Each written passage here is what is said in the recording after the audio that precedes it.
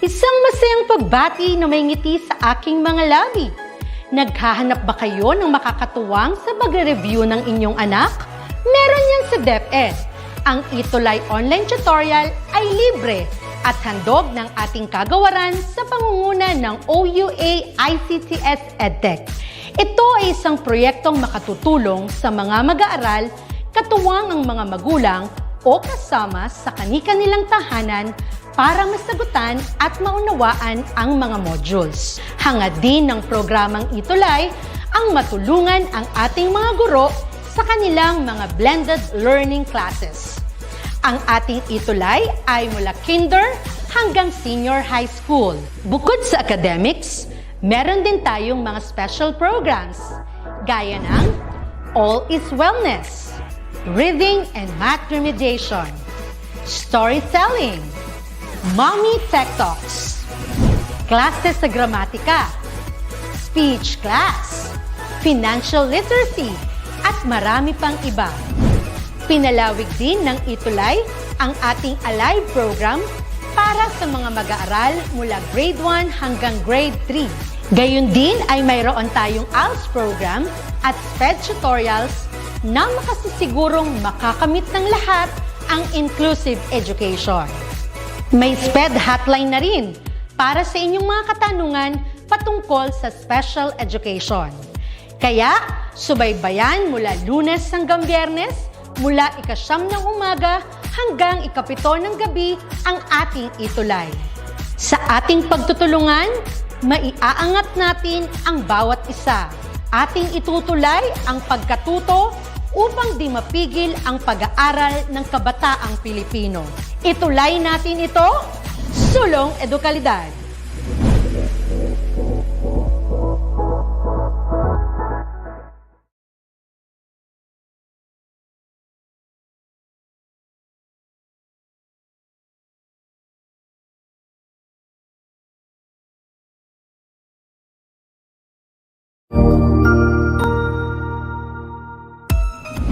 Mabuhay! Good day to all! I am your tutor Madge. Welcome to ETUlay, a free online tutorial, an initiative of the Department of Education, Information and Communications Technology Service, Educational Technology Unit, ICTS EdTech.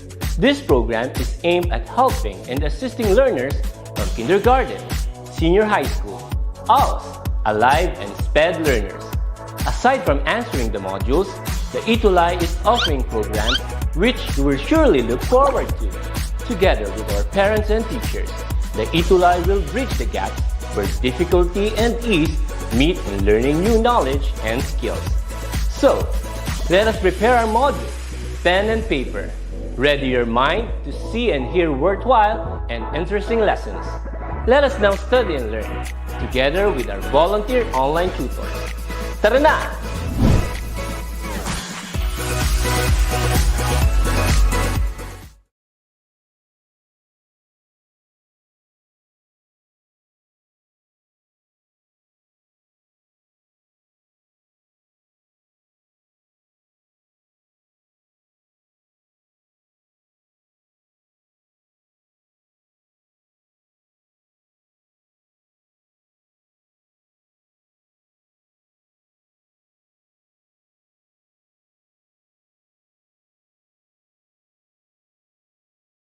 At sinundan naman siya ni Avery Justin Del Rosario. Nagpe-feedback ako.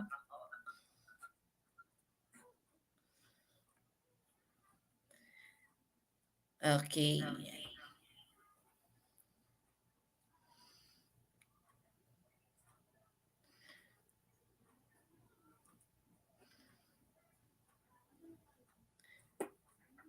Hindi ko nababasa ang inyong lipat lang ako sa ayan, pasensya na ha kasi nag-feedback tayo so I need to to transfer sa ating Facebook muna.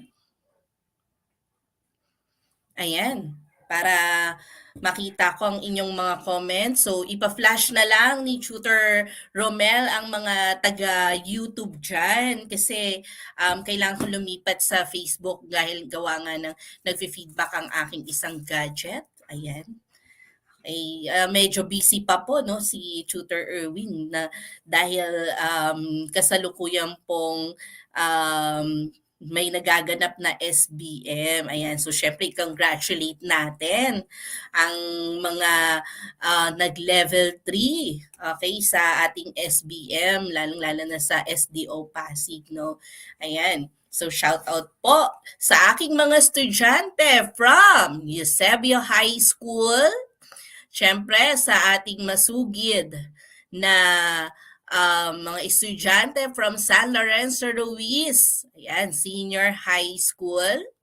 Ayan, so yung mga taga-section Sapphire ni Ma'am Clariza from Jones Rural. Ayan po, no? Yan, sa mga taga-Buting Senior High School. Yan. So, shoutout sa inyo. So, tingnan pa natin. Mamaya, baka may mga bago tayong school. Ayan. I-post na lang po yan ni Tutor Romel. Yan. Sige nga, kung handa na tayo for today's lesson. Okay, paki-comment naman sa ating chat box. Ano yung mga napag-aralan nyo ngayong week? Ayan, sa ating calculus. Ano yung mga napag-aralan nyo ngayong week? Okay, or ano yung mga terms okay na napag-aralan nyo ngayong week sa ating integral calculus or sa ating basic calculus. Kung may mga natutunan tayong mga bagong terms, ayan, sige nga, paki-comment nga. Ayan, so hashtag ETUlay level up. Pwedeng lagyan nyo ng hashtag ang ating, ang ating mga comment. Ayan, para makita ang ating hashtag ETUlay level up. Ayan. So wala pang nakakapag-comment, maya-maya magko-comment na yan ng mga terms, okay, na kanilang mga napag-aralan. Ayan, so shoutout din sa mga taga-11 STEM Diamond. Ayan. Okay, so maraming salamat po Ma'am Clariza Jane Metro sa pagtitiwala po ng inyong klase dito sa amin sa ETUlay. Ayan. So ever supportive talaga yan. Law of antiderivatives. Okay. Okay, so sige, habang nagko-comment kayo dyan ng mga bago nyong natutunan o bagong terms na na-encounter nyo this week, okay, atin ang simulan ng ating lesson for today. Okay, so syempre, samahan niyo pa rin kami ni Tutor Erwin. Okay, every Friday, 4:40 to 5:20 p.m. Huwag kalimutan. Siyempre, dito lang sa DepEd ETUlay, FB page and YouTube page. Nako, live na live yan. Every 4:40 to 5:20 ng Friday. Congratulations! Dahil tayo pa rin ang nananatiling most viewed, okay, sa senior high school mathematics. Ayan, sa session every Friday, no? So, congratulations sa inyong lahat dahil kung hindi dahil sa inyo, syempre hindi tayo magiging most viewed, di ba? Ayan, so salamat sa inyong mga suporta. Maraming salamat din sa mga schools na patuloy na sumusuporta sa amin. Maraming salamat din po sa mga teachers na nagtitiwala ng kanilang klase sa amin ni Tutor Erwin. Ayan. So, salamat sa mga papuso nyo dyan. Ayan. So, ayan, week 5 na tayo. I'm sorry. Week 5 na tayo ng quarter 4. So, now we have the Riemann sums. Ayan. Sige nga, pusuan nga ang ating comment box. Okay? Kung meron na tayong idea dito sa Riemann sums. Ayan. So, pusuan ang ating live, okay? And mag-comment tayo ng heart kung meron na tayong idea kung ano yung Riemann sums na to. Yan. So, salamat sa mga papuso nyo dyan. Ayan, atin ang simulan. So ano yung mga expectations, no? Yan sa ating um, live or stream na to. So at the end of the learning episode, you are expected to first illustrate the definite integral as the limit of the Riemann sums, approximate area using Riemann sums, state the steps in finding the approximate area using the Riemann sums and partition points. Then last is the approximate the area of a region under curve using Riemann sums left, right, and midpoint. Ayan. So, tingnan natin, no? Recap. Ayan. So, last time hindi tayo natapos, no? Pasensya na kasi nag-time na at sakto nalobat naman ang aking no, ang aking laptop. So, pasensya na po. Ayan. So, atin lang pahapyawan kung ano yung napag-aralan natin last time. Ito yung hindi natin naabutan as the application of integral or the antiderivative, antidifferentiation. Ito yung last time. Okay, so consider a population of a certain country that is observed to grow exponentially. Based from the available record, there were 8,000 people at the start. After 10 years, it increased to 14,000. If the increase in number is constant, what is the estimated number of people in that country after 100 years? So buhay pa kaya kayo noon? So syempre hindi, no, but we can predict, no, using exponential function, no, na derive natin from last week episode. Okay? Ano yung formula natin? So yung y sub t, okay, y sub t equals y sub 0, 'di ba? Ano yung y sub 0 natin? Yung initial number. Okay? Then e raised to kt. Okay? Again, y sub t is equal to y sub 0 e raised to kt. Ano yung y sub 0? Yun yung initial number. Okay? At the start, at the beginning, wala pa tayong time. Ibig sabihin, 0 years pa or 0 pa lang yung time natin. Okay? Ayan. So, the rate at the start, we have y sub t is equal to y sub 0 equals 8,000. Ayan. So, then the rate of change of the number of people is actually dy over dt. This can be written as dy over dt equals 8,000 y, which can be solved using the equation y sub t is equal to 8,000 e raised to kt. Okay? So, itong 8,000 na to, class, okay, ito yung initial, okay, number natin, no? Hindi pa gumagalaw yung time. Ibig sabihin, nandyan na siya. Meron ng 8,000 people. Okay? Wala pang at 0 years pa yon. Ibig sabihin, yun na yung at present natin. Diba? Okay, and then yung e, that is natural exponent, raised to kt. Okay, anong una nating isi-solve? Siyempre yung k. Okay? Bakit? Kasi meron tayong condition. No? Sabi dito, after 10 years, naging 14,000 daw siya. So, ibig sabihin, after t equals 10, okay, nagkaroon tayo ng y sub 10, which is 14,000. No? So, ngayon, isa-substitute na natin siya, okay, sa ating general, no? General solution natin. Okay? Yan. So, meron tayong y sub t is equal to 8,000 e raised to 10k. Okay? So, sabi dito, 14,000 na yung y sub 10. Okay? Equals 8,000 y sub 0 e raised to ang t natin, okay, ay 10, and then k, yun yung hahanapin natin. Okay? So, yun yung hahanapin, yung k, no? Paano kaya natin siya mahanap? Okay, so gagamitin natin yung natutunan natin sa logarithm, no? So, divide both sides by 8,000 para yung may k na lang ang may iwan, di ba? So, 14,000 divided by 8,000 gives us 1.75. Then that is e raised to 10k. Okay? Paano mangyayari? Paano mawawala yung E dito? Kasi ang kailangan lang natin ay 10K, di ba? So, kunin natin yung ln ng both sides, no? So, yung natural logarithm ng both sides. So, kunin natin yung ln of E raised to 10K. Okay, ano yung ln of E raised to 10K? So, that is 10K. So, law of, ano yan, rules natin yung sa logarithm, law of logarithm. And then, ln of 1.75 kasi nag-ln nga tayo both sides, no? And then solving for k, so divide natin both sides by 10. So that gives us ln of 1.75 over 10. Ayan. So padami na ng padami ang ating students.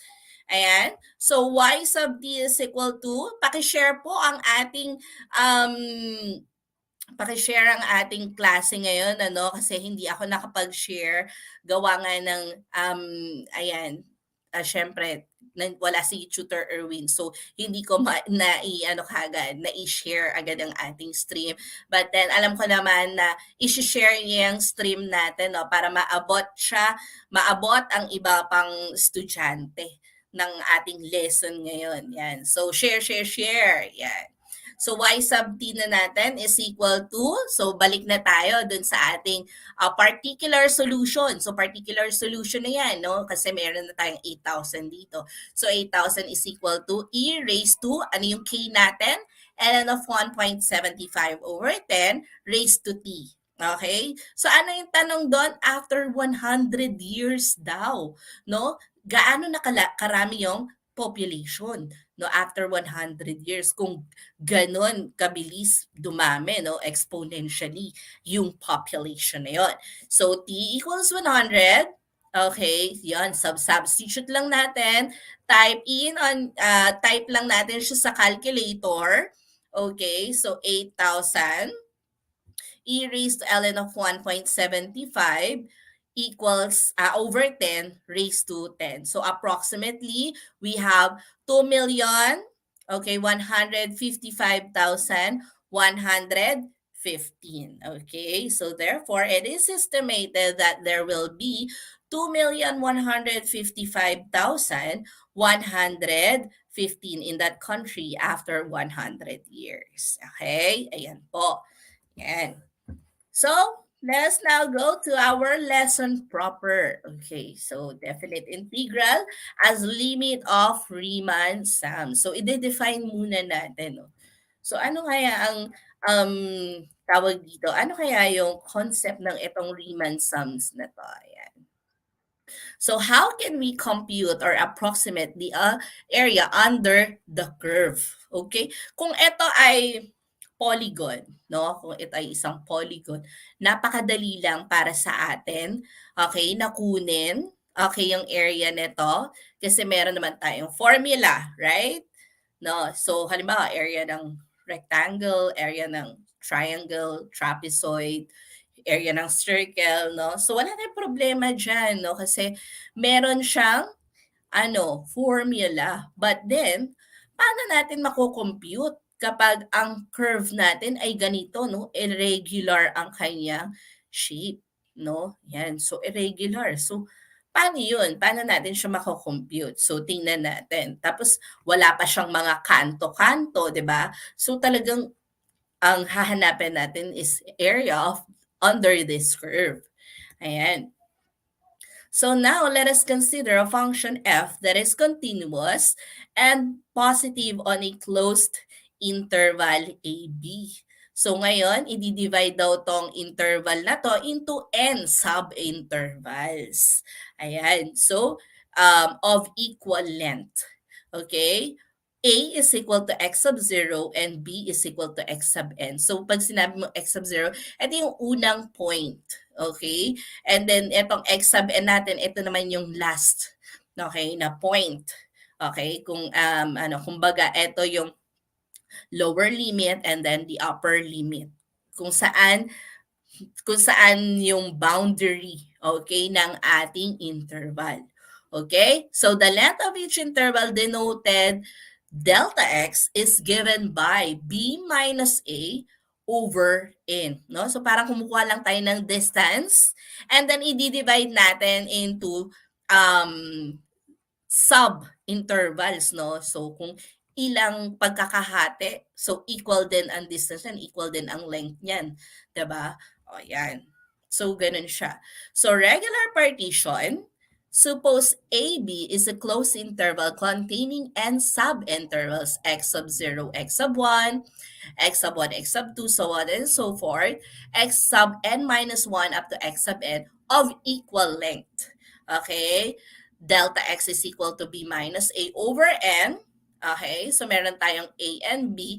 So, yun yung mga endpoints. Okay? Yan. Kapag, ano-ano yung mga tawag dun sa endpoint natin? Yung mga, the endpoints of the sub-intervals are called the grid point. Okay? Kapag nahati natin into n sub-intervals, okay, itong close interval natin, may mga points yan, okay? And then yung endpoint ng kada sub-interval natin ay ang tinatawag natin na grid point and create a regular partition. Ayan. So, ibig sabihin yan, okay, again, nagke-create siya ng regular partition. So, of interval AB. In general, the kth grid point is x sub k is equal to a plus delta x for k is equal to 1 to up to n. Okay? So, tingnan natin. So, mag-example tayo, no?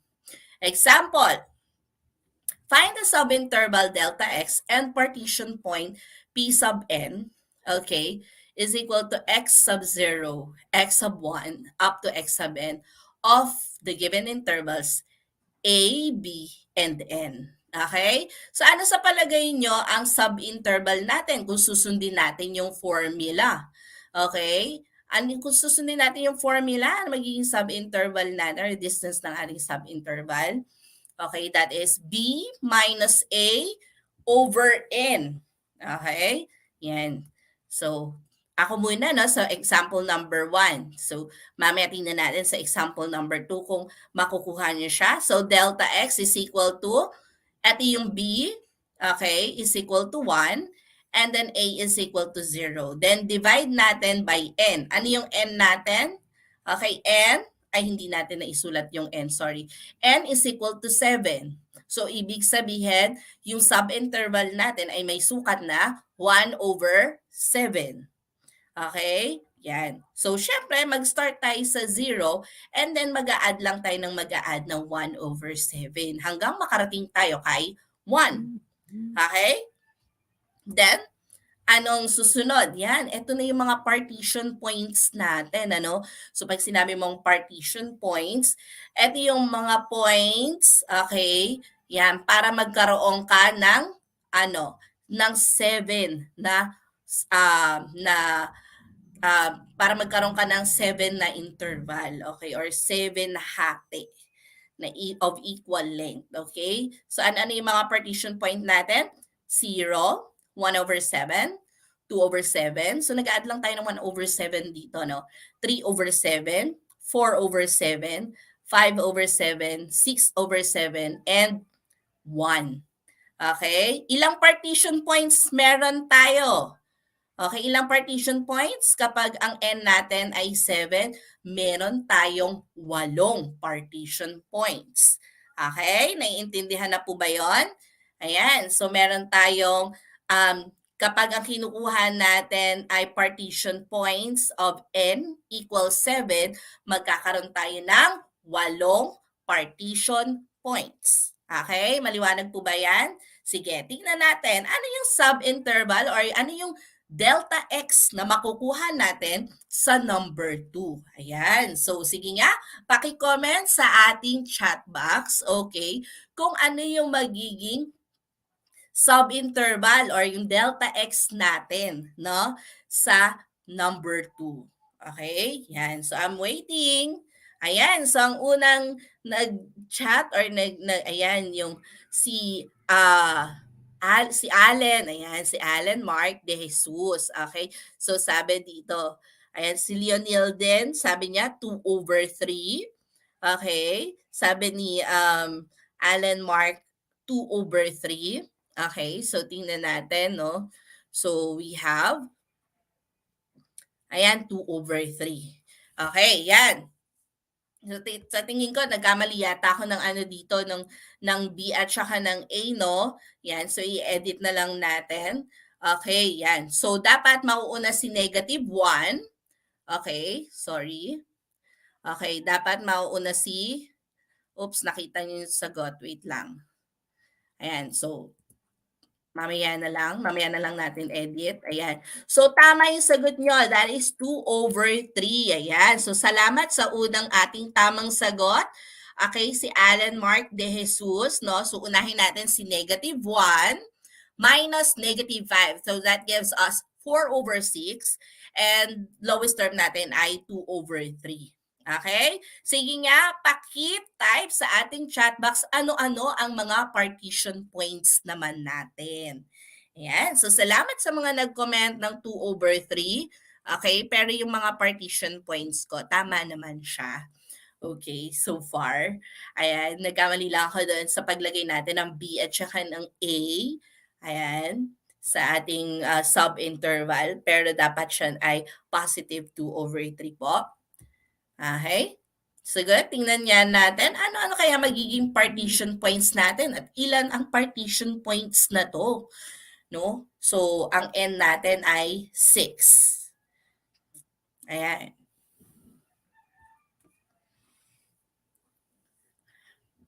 Okay. Wala pa tayong nakikitang ano or ayan. So, ipo-post na lang no, ni Tutor Romel kung may nag-comment from YouTube kasi nasa Facebook ako at nag-feedback kapag nandun ako sa yung isang gadget ko nasa sa StreamYard din. Ayan. Wala pa rin. Hindi pa rin nakakaano. Oh.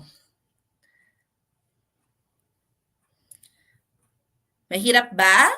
Mahirap bang kunin ang ating partition points?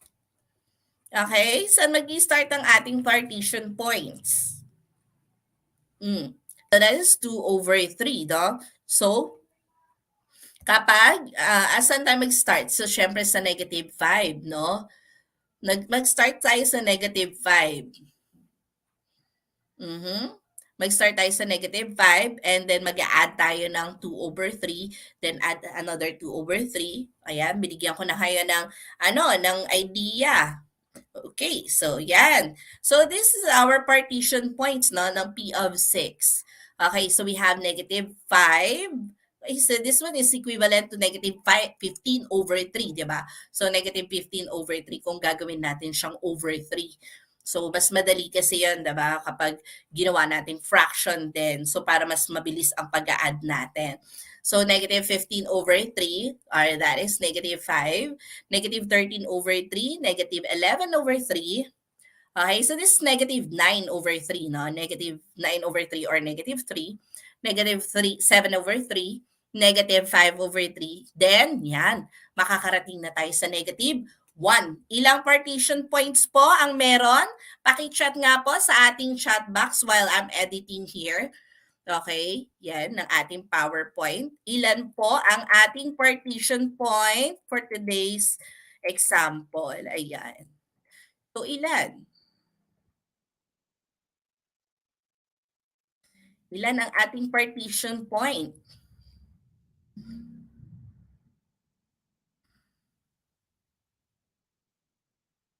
So, ang ating partition point ay ilan po? Ayan. Thank you, Aldwin.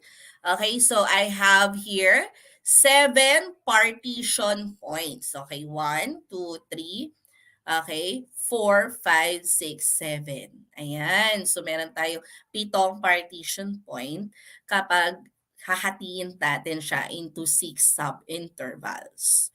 Okay po, yan. Salamat sa mga nag-comment. Ay, 7, oo, kung hahatiin natin siya, okay, into 6 sub-interval. Ayan. Okay? Yan. Next, ayan, activity. O, sige, pakibigay. Okay, ganun pa din, no? Pakibigay ang sub-interval, ang delta x. Okay, and then yung mga partition points natin. Sige nga. Okay? Ayan, so sa tingin ko hindi tayo aabot, ano? Kaya i-ano na natin, i-reveal na natin ang sagot. So, negative 2, okay? Ayan, mali na naman tayo. Negative 2, okay? Minus 3, okay? Negative 2 minus negative negative 2 minus negative 3. Okay? Sige nga po. Okay, ilan po ito? That is negative 1. Positive 1. Sorry, positive 1.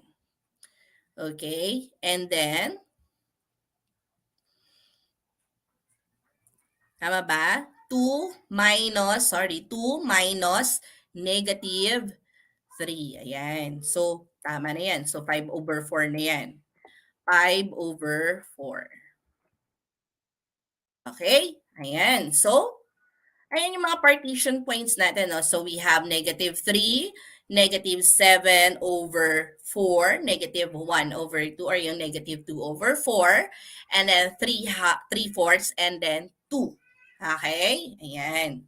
So, ilang partition points meron tayo? 1, 2, 3, 4, 5. So, meron tayong 5 partition points. Okay, yan. So, okay na po ba tayo sa sub-interval at saka sa ating partition points? Yan, para makapag-move on na tayo sa susunod natin na topic. Okay, pakipusuan na po yung ating stream kung naiintindihan na po yung topic na to. Yan, para maka-move on na tayo sa susunod natin na topic. Okay, yan, ayan. Salamat sa mga pumupuso, okay, ng ating stream. Ayan, so shout out na naman ulit tayo sa mga, ayan, sa mga bagong pasok natin, ano. Ayan, meron ba tayong mga galing sa bagong school, sa mga schools, yan. Ayan, shoutout din po kay Ma'am Princess Vinarao na ayan nga no, na nandito at tawag dito kay Ma'am Princess Vinarao na patuloy na sumusuporta sa ating klase. Ayan, salamat sa pagtitiwala po, Ma'am Princess. Okay, so yan, so approximating the areas using the Riemann sums. Ayan, salamat sa inyong mga papuso. Kyla, Aldwin, Akisha, Gian, Jane, Jeremiah, and Andre. Okay, so eto na yung mga steps natin. Oh. Yan, so kanina pinag-solve ko kayo ng sub-interval. So kailangan yon. Then second, yung mga partition points, kailangan din yon. Third is yung length ng rectangle. So, paano natin malalaman yun, no? Yung mga partition point natin, iso-substitute natin doon sa given function kung ano yung kukuhanan natin ng area. Okay, and then find the area of each rectangle. So, kung ano yung nakuha natin sa f of x sub I, so i-multiply naman natin yon sa ating delta x. No? Kasi yung delta x yun yung nagsisilbing width ng ating rectangle. Okay, yan. And then, okay, yung length, yung sinubstitute natin no, sa f of x sub I. Okay, yan. Then, number 5, calculate the approximate area by getting the sum of the areas of rectangle being included. S sub n is equal to f of x sub 0 times delta x plus f of x sub 1 delta x, so and so forth up to f plus x sub n delta x. Okay, yan. So kasi pag sinabi mong Riemann sums, no, yung tawag dito, ang ginagawa natin, nagdo-drawing tayo ng mga rectangle na dikit-dikit, no? Para lang para lang ma-approximate natin or ma-estimate natin yung area nung curve na yon, no? At least malapit na siya doon sa pinaka-area no ng curve na yon, no? So ang ginagawa, nagdo-drawing tayo ng mga rectangles. Okay, yan. So, yung mga dikit-dikit na rectangles na to, yung dikit-dikit na area ng rectangles na to, yung sum nun, okay, so yun yung approximate area, okay, ng curve na hinahanap natin. Okay? Yan. So, eto. Yan, calculate the approximated area of the region bounded by the function f of x is equal to x squared at the interval of 1, 3 using 4 sub-intervals. Okay, yan. So, susundin natin yung step na binigay, syempre. Ayan, so, yan. So sa ating step 1, 3 minus 1. So kunin natin yung sub-interval, no? O at least dito tama na yung talagang sub-interval ko.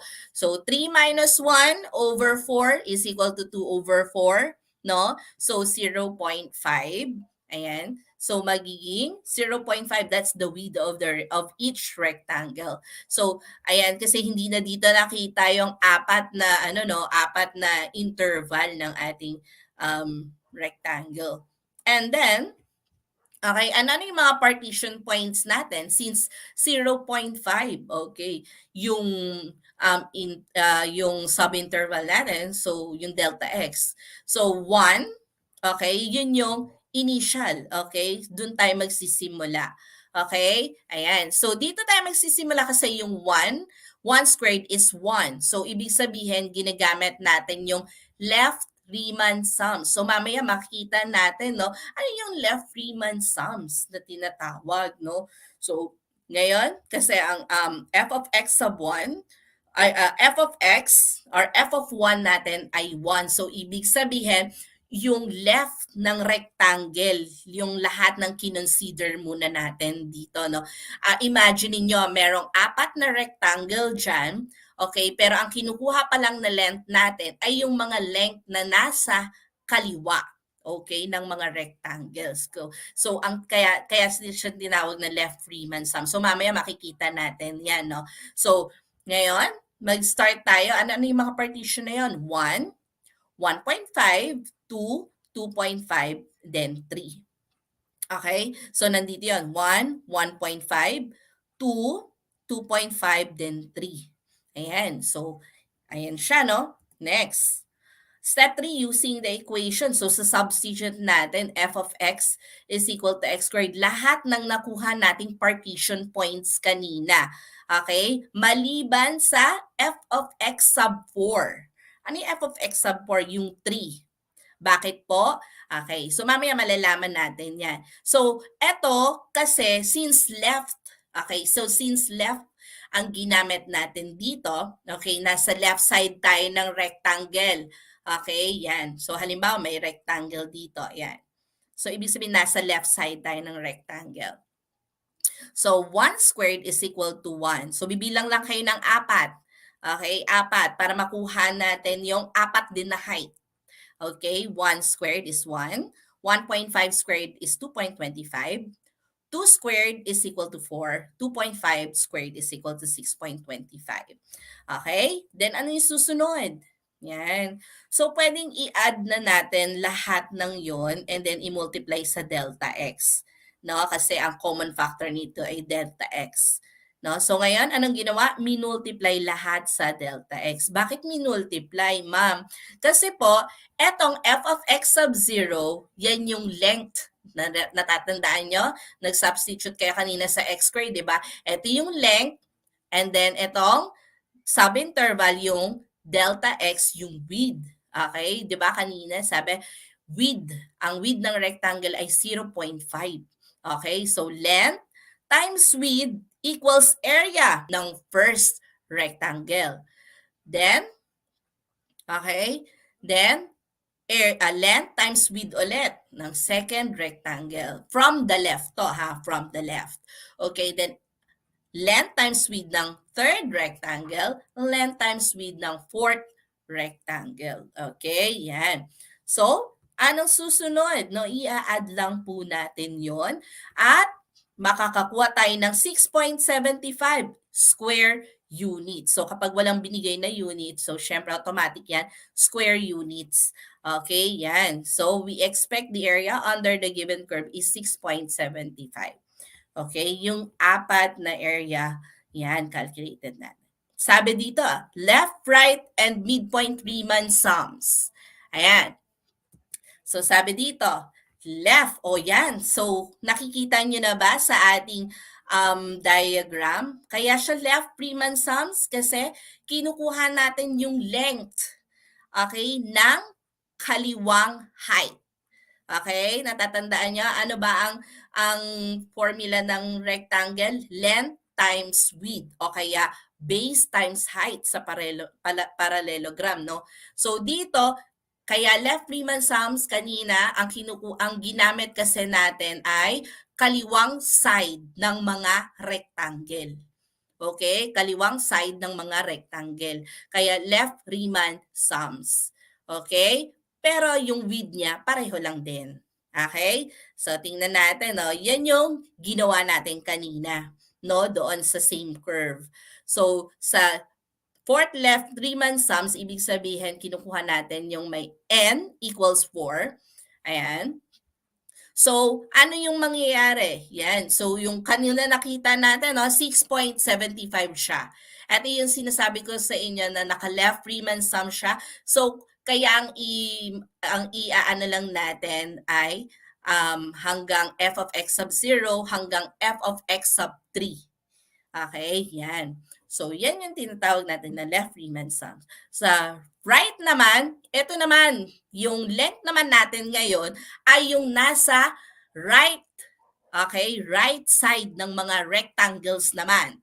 Okay, yan. So, kukunin natin yung area, okay, or i-add natin lahat ng area ng rectangle na ang gamit nating height ay yung mga height ng nasa kanan, okay? Kanan ng mga rectangles. Kanan ng, ano yan? Length. Okay, kanang length ng mga rectangles. Okay? Yan. So, magkaiba po ba yon, teacher? Yes po, magkaiba po yon.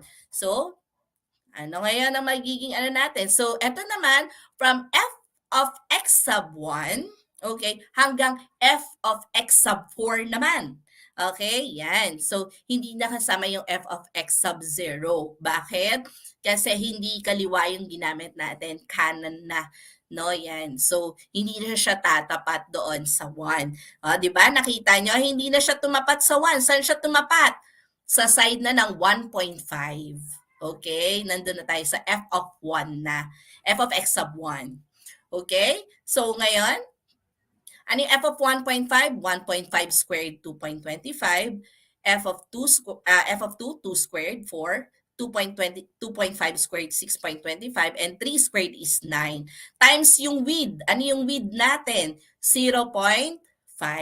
So, therefore, ang ating right Riemann sums ay, 10.75. Okay? Ayan na po.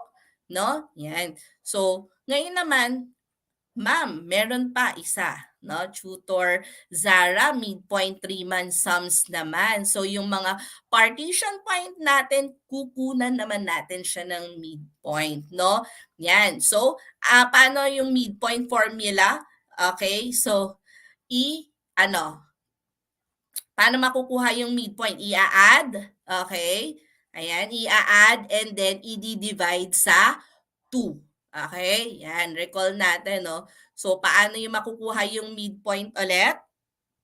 Okay, so i-add natin and then, okay, i-divide sa 2.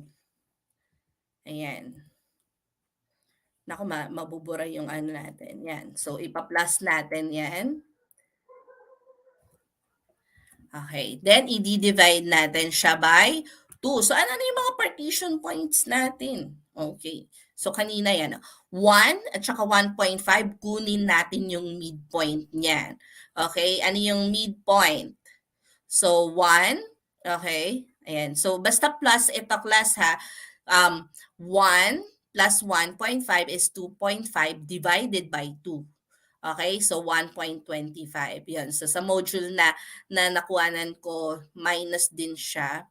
Okay, so i-ano na lang natin siya, no? So plus yan and then i-divide natin by 2.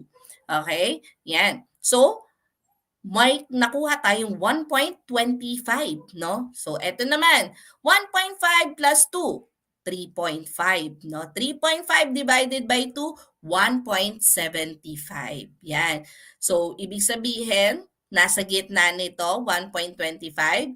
Gitna nito ay 1.75. Then, 2 plus 2.5, okay, ay 4.5 divided by 2, 2.25. So, ganun ang pagkuha ng midpoint.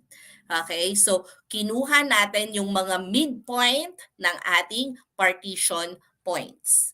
Okay? Yan. So pagkatapos natin kunin yung midpoint ng mga partition points natin, okay, ipapalit natin siya doon sa ating function. Ano yung function natin? X squared. Ito po, no? X squared. So 1.25 squared is 1.5625. 1.75 squared is 3.0625. 2.25 squared gives you 5.0625 and 2.75 squared gives you 7.5625. Okay? Yan. So, ano susunod? Yun, i-multiply na natin siya sa kanyang width or yung delta x na 0.5 and that gives us, okay, the midpoint Riemann sums ay 8.625. Okay po? Yan. So, malinaw na po ba ang ating mga Riemann sums? Ayan. So, okay. So, pakipusuan po ang ating stream. Ayan. So, marami po ba kayong natutunan or naka-catch up naman po ba tayo? Ayan, sa ating time na po. Ayan. Okay, yan. So, time na po tayo eh. Kaya, ayan, papahapyawan lang natin to no, 1 minute. So, eto exact value ng definite integrals, no? So, eto, papakita ko lang sa inyo. So, this is the definite integral na tinatawag ng 4dx, no? So, kung eto, okay, i-ano natin siya, no? I-graph natin siya. 4 is a horizontal line. Okay, yan. Y is equal to 4 is a horizontal line. So, madali para sa atin kunin yung width nito, no? Since ito ay for horizontal line. So, ibig sabihin, ang height natin ay 4, okay? And then, meron tayong interval na from 1 to 4. So, ibig sabihin, meron tayong 3 dito na units, di ba? So, 4 times 3 equals 12. So, 12 square units. Ganun lang kasimple. Diba? Okay. So, paano naman dito sa susunod? X plus 3. So, i-graph muna natin yung x plus 3, okay, na line from 0 to 4. Okay? X plus 3 na line from 0 to 4. Ano yung na-form natin? It's a trapezoid, right? So, kung trapezoid yan, apply natin yung area ng trapezoid. So, base 1, 0 to 3, that is may height tayo dito na 3 units plus 7 units. So, di ba? 3 plus 7 is 10. Times, ano yung 4? Yung height. Okay? Ano yung height? Ito, yung nasa ibaba. Okay, that serves as the height. Okay, kasi yung perpendicular height natin. Oh. Then, divided by 2. So, ibig sabihin, 40 divided by 2 is 20. So, meron tayong 20 square units for the graph of y is equal to x plus 3 having a slope 1 and y-intercept of 3. Ayan. So, nakuha na po ba? Ayan. So, ating activity, paki-screenshot na lang po. Ayan. So, para sa ating additional activity, since time na po, no? Ayan. Maraming salamat po, Tutor Romel. Ayan, maraming salamat po, Tutor Romel. Yan, sa pag-extend mo sa akin ng konting oras. Okay, ayan po. And then, ito po ang ating, shoutout po sa mga, natin, no, sa mga author natin ng SDO Passing ng Basic Calculus at ng ating front learner, yan, ng Senior High School STEM. Okay. Yan, so, pwede nyo po kaming approach ni Tutor Erwin at sa Tutor Erwin na page at Tutor Zara na aking account. At tayo pumunta na po sa Technosip na yan. Pasensya na po at ako'y overtime na. At sugod na tayo sa Technosip na yan. Math Techie ka ba? Every Friday, 5:20 to 6 p.m. Let's go! Thank you! Thank you!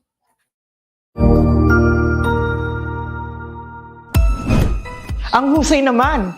Natapos mo ang iyong tutorial session kasama ang iyong mahusay na ETUlay tutor. May bago ka bang natutuhan? I-share na yan gamit ang hashtag ETUlay Level Up. Huwag aalis ha, dahil may susunod pang programa na pwede mo ring panoorin at salihan. Dahil naghihintay na ang iyong mga tutors. Happy learning dito sa ETUlay!